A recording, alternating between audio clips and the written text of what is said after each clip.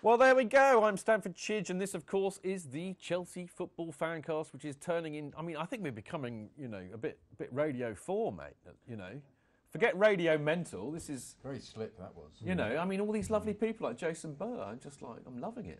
I might be up for a Sonny Award this year, actually, as a result of these. What can we do to bring it down to the usual level of? Bring Dr. Mark back now. Oh yeah, perfect. No, in all seriousness, that was brilliant. I really enjoyed that, and thank you very much, Jason, for joining us. It really does. It's so fascinating, isn't it? Listen to what these guys have to say. Anyway, terrific point about Torres he was making. Well, it's a good segue there, Jonathan, because I thought we should do our own little bit of memories of Torres and stuff, really, and kind of analyse what happened, and I will kick the ball, towards our direction. Not over the bar and out the stadium. There we go. Ball here. Shall I kick it, everybody? It sounds like something off Rainbow, doesn't it? No, I won't kick it. No, I'll start the ball rolling, really. I mean, dearie, where does one start? I mean, it had to happen, didn't it? He had to go. Yeah, Seb? Oh, yeah. It was, personally, I don't think we should have bought him in the first place. I'd say a year before we bought him, he was already gone. Like Jason was saying, that knee operation. Benitez, sorry, I should not say his name. It was Hodgson. Hodgson was the manager when and I agree with you on this. I mean, I've heard, Dan might have a bit of inside track on this, but I heard that we didn't do the medical thoroughly. Liverpool knew he had such a bad injury. They waited so long so that Chelsea could not do a full medical on Torres. Yeah. So we'd have to buy him. Are you saying that they mugged us off, Seb? Heaven forbid that the Scousers would ever do anything like that. But if it was the owner's choice, if he fueled it, which was the rumour at the time, he's confirmed the rumour. Yeah. We all thought this as well. Yeah. But we thought that was one of the reasons that Di Matteo had gone, wasn't it? Because he refused to play him in that game. Could possibly be right. If one reads into that. Yeah. But sorry, go on. I was going to say, I've just felt slightly. It's a very tricky subject actually talking about him. If I slagged him off, I always felt slightly. Am I it's doing like kicking a puppy, isn't it? Yeah, but am I doing the club down in some way? Yeah. Because we were so much behind him. There was such a desire for him to do well. Yeah. You always thought to come back every season somehow there would be a change in him. Yeah. And of course, in reality, as you said, it was disastrous. Yeah. He was never ever good enough, and it held us back. But when the first goal against West Ham, I don't think I've ever heard such a noise at Stamford Bridge. The kind of elation, just the relief that he'd scored. Hit a puddle and went in and it deflected, whatever. I thought the puddle deserved that goal, to be honest. Didn't he get an assist? No. Torres was the assist. The puddle scored it. Right. But he scored, 45 goals in 1172 games. 20 league goals. Yeah. Oh, I've got the stats here, actually, gentlemen. No, I have. How much is it per goal? I don't know. I'm not bright enough to work that out. Would you like to know? I mean, actually, this is a good thing. I mean, personally, I don't think he's, as always with most things, the truth always lies somewhere in between. And I don't think he was quite as bad as people would have you make out. I mean, he was a disaster in terms of the Fernando Torres who was banging in goals for fun at Liverpool and was probably the best striker in the world. He was a disaster in those terms, but if you set him against other strikers that have played for Chelsea, then I don't think he's somewhere in the middle. But we pursue excellence, and he shouldn't have been playing for us.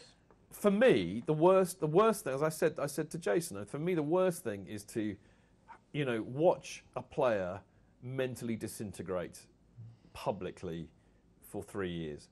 I hope I never have to see that with a player at Chelsea again, because it's an awful thing to watch. You support your players, you want them to do well. Yeah. You particularly wanted him to do well because he was such a great striker when he was at Liverpool. And just to see the pain, mental torture he was clearly going through was an awful thing to see. And as I said, I think, big up to the Chelsea support, who, on the whole, have been incredibly supportive. But we're good at that. We were good at that with Kesman. We were. Baldrick. Yeah, he was awful. But it's one of my favourite Chelsea teams, though, when we had Lord Percy, Cavallio, and Baldrick Kesman playing for us. Well, apparently I'm supposed to look like, aren't I, Cavallio? You look a bit Tim McInerney. Yeah, thank you. Actually, yeah. you do. Yeah, I know him, actually. Poor man's Tim McInerney. Yeah, very poor man. I know Tim McInerney. Do you know him as well? Yeah. We'll compare notes We will. Anyway, welcome back to Lovely Chat. He does this. He lures me in like some kind of twisted Svengali. Every show, he kind of lures me off to Lovey Land. I'm your Trilby. Bring me back real football people. But scoring... You're my Trilby. But he scored, 45 goals, is that right? Do you want the stats? 172 appearances, 45 goals. Seb gets a biscuit for that, getting a stat right. 20 Premier League goals. Do I get a biscuit? Well, you said 20 Premier Yes, you get a biscuit too. What are you going to get, Jonathan? I don't eat biscuits. Okay, that's just as well. He scored 3 FA Cup goals, 3 League Cup goals, and 17 European goals. That must make him one of our highest European scorers, Dan. But an awful lot of those European goals came in the Europa League and against sort of pants teams. Do they not the group count then? stages. Do they not count? They count. They count. Of course, they He count. scored a great goal in the cup in the Europa League Cup final. What, That was a great goal. what would be interesting if you were to go through it, and I did it some years ago, and I got all sorts of stick for it, and if you counted out the number of goals that changed games, and there are very, very few. People always obviously cite the fantastic goal that he scored in Camp Nou, which we all love, and I love no less than anybody else, but it didn't change the game. No. I mean, here's the thing. With hindsight, do you think the club would have bought him with hindsight, with 2020 hindsight? I mean, clearly not. Surely. Well, the thing is, you're dealing with a billionaire who wants to buy a toy. He was like a Klimt for Dasher, wasn't he? Really, it's just something that he wanted to get, he had to get, and he decided he was going to get. As was He's more like a Primal Scream, I think. Really. Oh, but yeah, To extend the art analogy. An Edvard Munch. An Edvard Munch. Yeah. But it's a Shevchenko again. He has that ability. Do you think he's learnt now? I don't know. Hang on, sorry, I've got to extend this art analogy. Surely it's something from the Surrealist movement. Actually, that would be more appropriate. Is it a Dali hanging clock? Or Cubism. Man who mistook Enough his art. wife for a Jonathan, hat. bring me back away from the art. Don't take me down Lovey Lane, if you see what I mean. Yes, I can't really make an artistic analogy that would compete with that. So let's talk about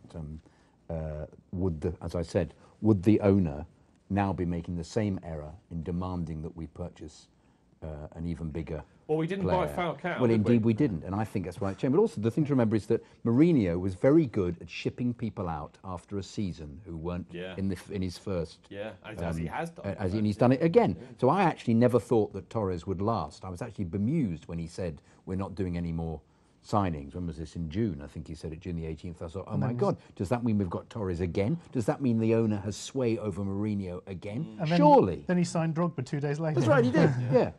Well, that's a Mourinho signing, although, of course, Roman loves Drogba, doesn't he? Yeah, so what was that? When Drogba came on against Leicester, we got that standing ovation from even Roman was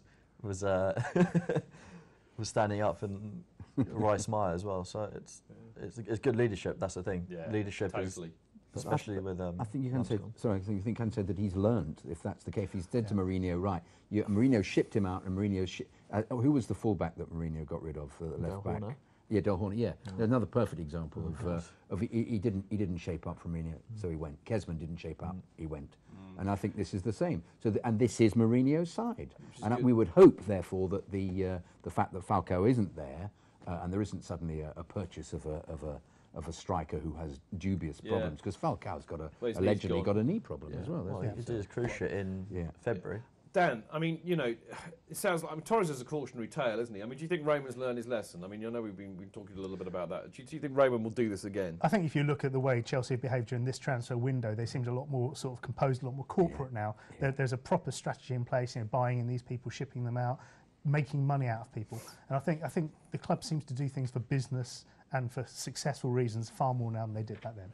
And the other thing is, I mean, why didn't it work with Torres? Was it his injury? Was it confidence? I think there were all sorts of different reasons. Sorry to hog this, first of all, he was brought in over the manager's head. The manager didn't really want him. The manager then made his own mistakes with him, and I love Carlo, but pitching him in that first game against Liverpool was not a great idea, I don't think. And from then on, he seems to have had a very strange mindset. I remember countless times standing in the corridor at the tunnel at Stamford Bridge waiting to speak to a player, never Torres. And Torres would always be the first one out of the dressing room on his own.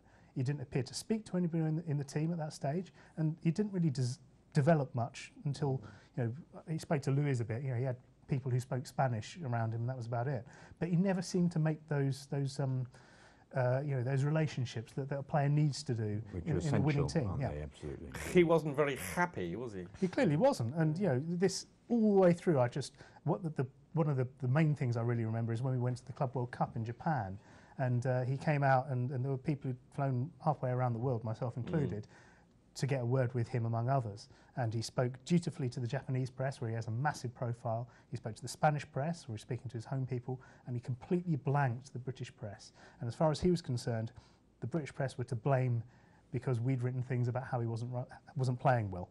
Now, chicken and egg thing here. You're the footballer, mate.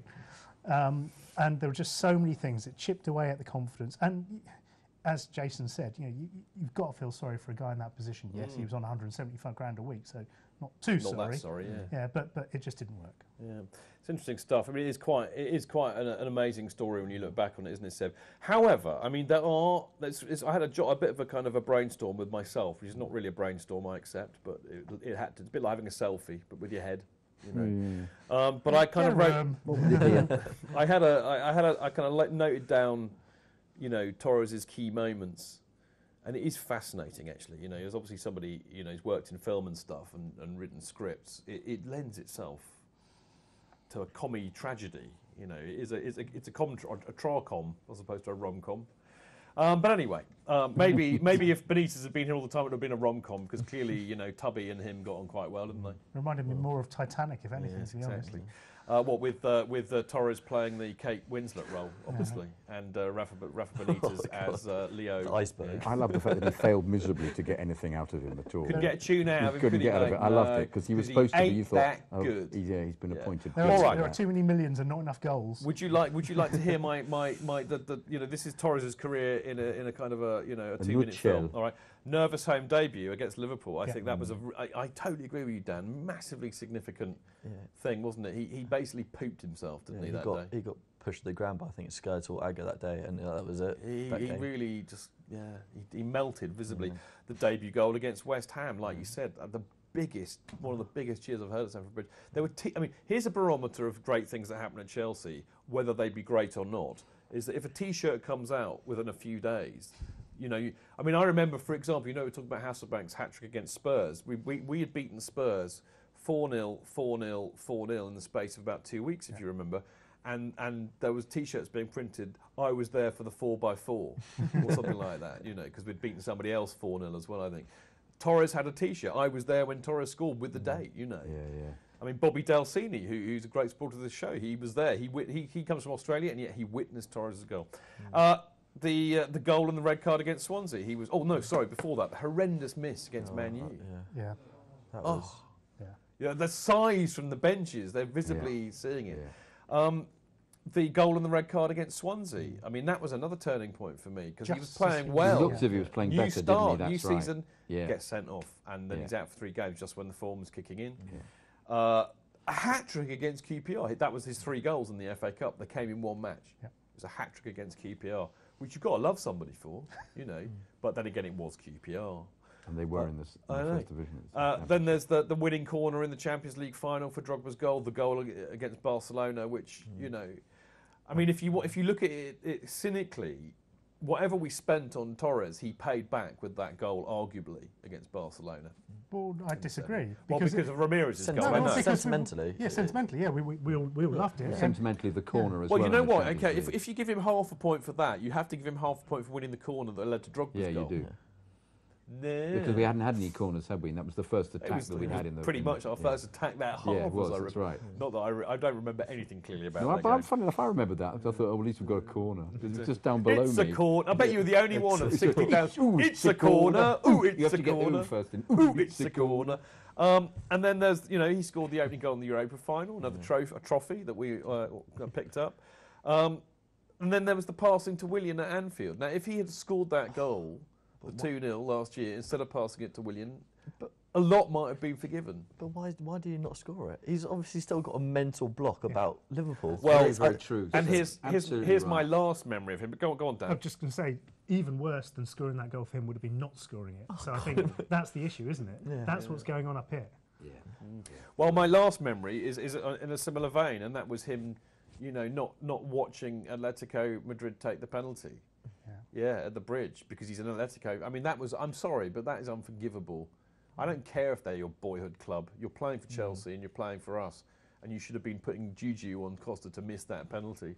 But also his comments after the Champions League final as well, that he wasn't happy and everything. It's a very sad state of affairs. It could have all been so very, very different, and it's very, very sad that it isn't. Benches, I mean, it'd be interesting to hear what you say about all of that, and what are your abiding memories of Fernando Torres' time at Chelsea?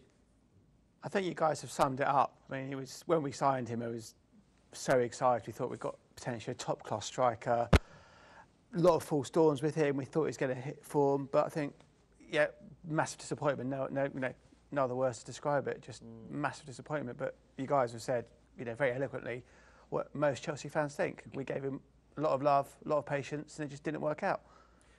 And as they say to a judge says to a jury, and is that the decision of you all? Yeah.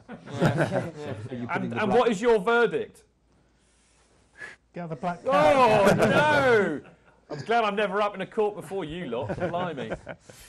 Anyway, yeah. Well, I mean, fair enough. I'll tell you what. I mean, just as a final note on Fernando Torres. I mean, in spite of everything that happened, good and bad, I personally, wish him well. I really do. Yeah. As I said, it's awful to see somebody go through the yips so publicly in front of such a mass audience. It's very interesting to see how he does. I hope he does well. I really do. It's best for us. It's best for him that he's not here. I think I wish him well. I think it's very symptomatic of a new corporate era that's been worked out for Chelsea. That he's disappeared, and we hope that will never happen again. Well, that kind of marquee signing. So like that. I think he should do well in Italy though, because of course it's a slower game. Yes, exactly. Yeah.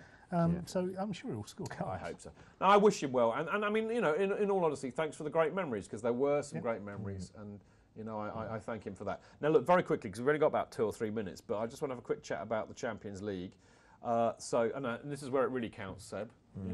And you, because you'll be at all of them, aren't you? All three, boy.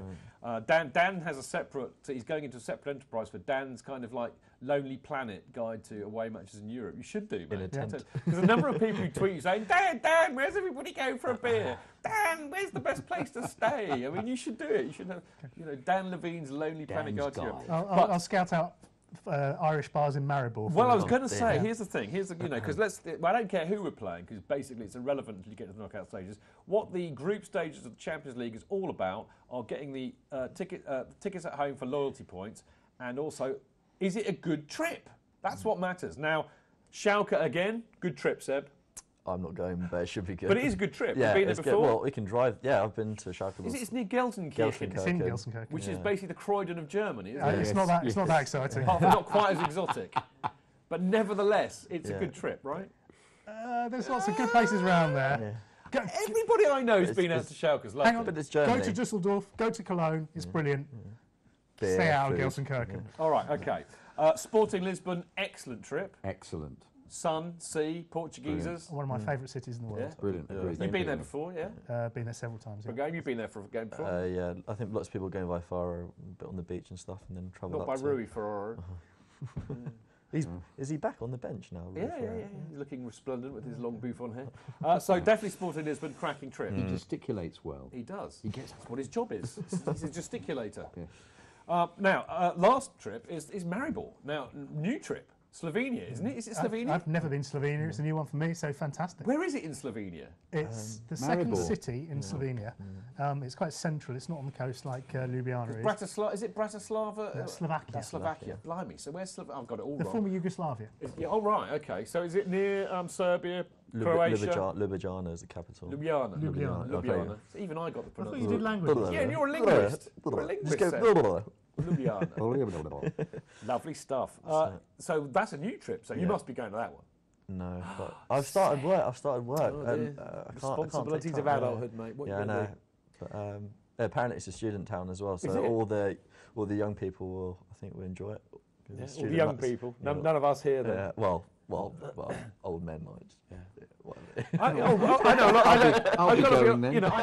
lot of old men who love a trip to Eastern Europe. Yeah. The culture. The less said about that, the better. Yeah. Because the lager, obviously. So, what do you think? So you're obviously going to Maribor. I am, yeah. And you must be looking forward to it. Really, yeah, because it's somewhere new. It's brilliant. For me, it's a very, very good draw because of the three sides, we've got one that's very easy to get to in Schalke. We've got one that's in a brilliant world-class city in Lisbon. And we've got one that's completely new in Slovenia. And it's a winnable group. Great. We've got to go there because I've run over time, but I can't wait. I mean, it is the most fun of the Champions League until it gets serious. So well done. Anybody going, have a great time. I wish I was. Now, after the break, we will be back to talk Chelsea chatter stats and a little bit of a news roundup. We'll see you in a sec.